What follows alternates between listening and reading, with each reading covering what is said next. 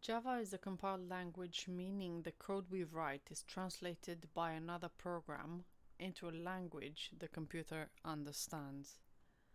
That is true. In Java, what is the purpose of leaving comments in code? They provide human-readable notes that clarify thinking. They provide checks that the compiler must pass. They're how words are printed on the screen. They're only present in compiled code. It should be this one, the first one. The following code will run without an error. So we have a public class language facts. We have the main method, string args, public static void, yeah? It's not gonna run without an error because I can see automatically it's right from the beginning. I can notice that is missing the semicolon at the end. So the following code will run without an error. That is false. What will the following code print to the screen? So we have a class called hello_you. We have the main method.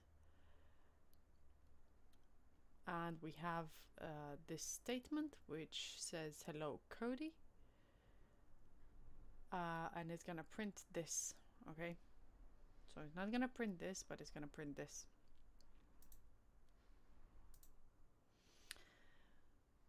Comment the code with the correct syntax. So we remember from the previous lessons that if we have a single line comment, it should have 2 forward slashes.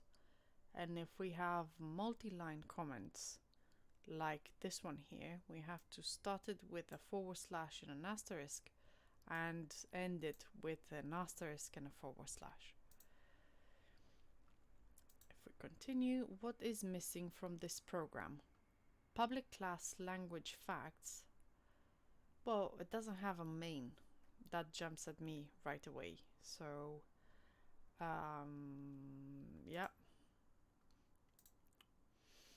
What would the name of the file be if it contained the following code? Well, the name of the file would be helloworld.java, this one, okay? Because we said that the name of the class is supposed to be exactly like the name of the file. So if the name of the class is this, then the name of the file should be this one, okay? Okay, so we finished. This was the quiz for the first part of the course, for the chapter Hello World.